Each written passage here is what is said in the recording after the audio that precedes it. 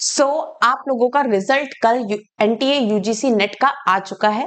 तो many many congratulation to all the selected students जिनका NET clear हो गया है, जिनका जेआरएफ क्लियर हो गया है। तो सबसे बड़ी बात यहाँ पर आती है कि जब आप लोगों ने रिजल्ट देखा तो इस बार सबको पता था कि इस बार 3 कैटेगरीज में जो है रिजल्ट आना है, एक जेआरएफ, एक नेट, एक ओनली पीएचडी। तो इसके लिए सबसे पहले एग्जाम के पहले ही नोटिस आ चुकी थी कि इस बार जो कट ऑफ भी होगा वो 3 कैटेगरीज का अलग अलग निकलेगा। जेआरएफ और असिस्टेंट प्रोफेसर जो कि नेट है इसका तो आप लोगों को पहले से आइडिया था, बट एक पीएचडी ओनली भी एक कैटेगरी इसमें एड ऑन कर दी गई थी।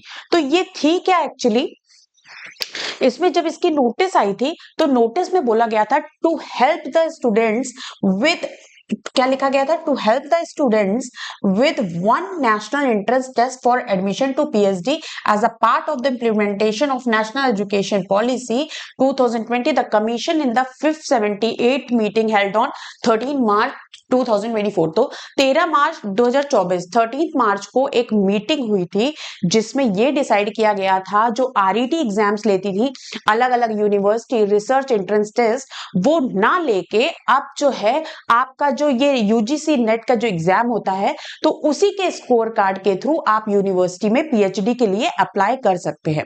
पहले क्या होता था कि जो भी स्टूडेंट्स होते थे जिनको पीएचडी करनी होती थी वो अलग अलग यूनिवर्सिटीज में एंट्रेंस टेस्ट देते थे, तो सबका अलग अलग बच्चों को फॉर्म भरना पड़ता था। तो इस चीज से बचने के लिए और फीस वगैरह भी जो होती थी वो फॉर्म फिलअप करते थे लोग पीएचडी का स्टूडेंट्स, तो उस चीज से अलग रखने के लिए क्या डिसीजन लिया गया कि एक ही जो यूजीसी नेट का एग्जाम के थ्रू जो आपका स्कोर कार्ड आएगा उसी में एक कैटेगरी बना दी गई पीएचडी ओनली, जिसमें आपका जब नेट और जेआरएफ क्लियर नहीं हुआ है तो वो स्कोर जो ओनली पीएचडी वाले कैटेगरी में आया है वो क्या कर सकते हैं, वो यहाँ पर पीएचडी में यूनिवर्सिटी में एडमिशन ले सकते हैं।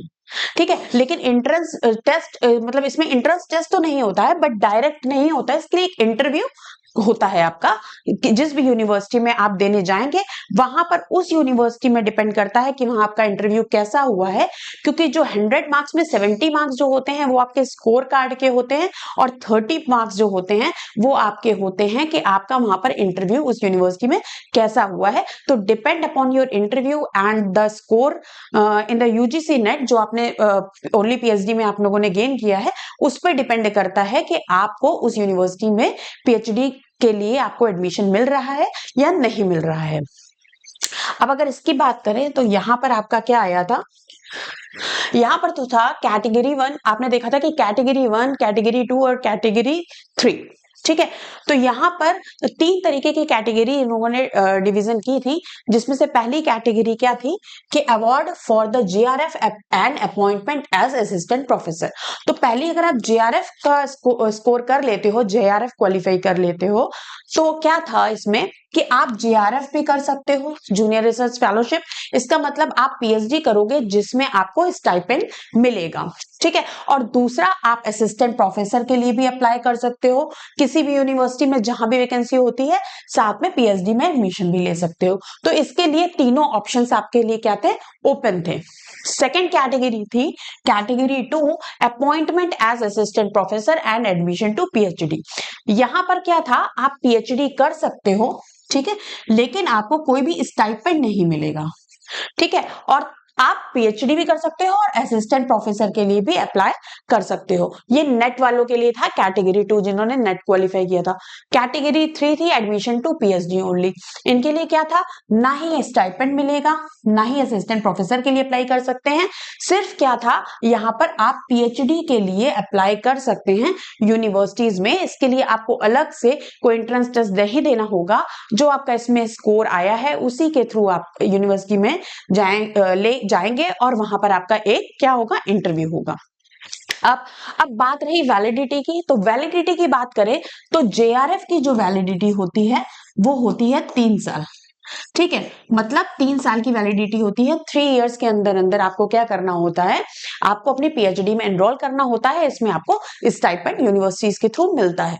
सेकंड जो कैटेगरी थी आपकी जो नेट क्वालिफाई करने की थी, तो उसके लिए जो आपका असिस्टेंट प्रोफेसर बनना होता है उसके लिए तो आपकी लाइफ टाइम वैलिडिटी होती है ना। आप कभी भी जब भी आपका वैकेंसी कहीं भी आता है तो आप लेक्चरशिप के लिए क्या कर सकते हैं, अप्लाई कर सकते हैं। बट पीएचडी के लिए यहाँ भी क्या है, पीएचडी के लिए यहाँ भी 1 साल की वैलिडिटी होती है। कितने की होती है? 1 ईयर वैलिडिटी होती है इसके लिए। और इसी तरीके से अगर कैटेगरी 3 की बात करी जाए, ओनली पीएचडी, है ना, ओनली पीएचडी में भी क्या है, आपकी 1 साल की ही वैलिडिटी होती है। मतलब अगर आपने अभी अक्टूबर 2024 में आपने ओनली पीएचडी का स्कोर आपने गेन किया है, तो आप अक्टूबर 25 तक किसी भी यूनिवर्सिटी में पीएचडी के लिए अप्लाई कर सकते हैं, जिसमें आप इंटरव्यू देंगे और वहां पर अगर आप सिलेक्ट हो जाते हैं तो आप वहां पीएचडी के लिए एलिजिबल हो जाते हैं, वहां से पीएचडी कर सकते हैं। तो ये रहा जो पीएचडी की वैलिडिटी है, मतलब जो नेट में है और ओनली पीएचडी वालों के लिए 1 ईयर है। जेआरएफ के लिए वो 3 साल की वैलिडिटी है, जिसमें आपको स्टाइपेंड मिलेगा। इसमें कोई स्टाइपेंड आपको नहीं मिलता है, ओनली पीएचडी वाले में कोई स्टाइपेंड नहीं मिलेगा, बट आप पीएचडी कर सकते हो। और विद इन अ ईयर, अगर आपने 1 साल के अंदर अंदर पीएचडी में एडमिशन नहीं लेते हैं, तो आपको दोबारा से फिर से यूजीसी नेट आपका ये एंट्रेंस एग्जाम देना पड़ेगा और फिर वहां पर आपको स्कोर करना पड़ेगा कि आप या तो पीएचडी के लिए कर पाए, या फिर असिस्टेंट ये नेट क्वालिफाई करें, या फिर जेआरएफ क्वालिफाई करें।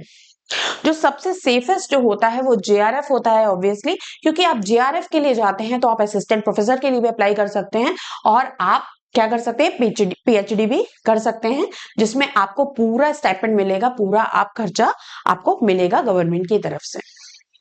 ठीक है, तो ये इस तरीके की इंफॉर्मेशन जो आपको दी है मैंने कि कल आपका रिजल्ट आया है, उसके बाद सबसे पहला क्वेश्चन यही होता है कि मतलब अब क्या किया जाए, अब तो हमारा रिजल्ट आ गया, अभी तक तो रिजल्ट ही नहीं आ रहा था।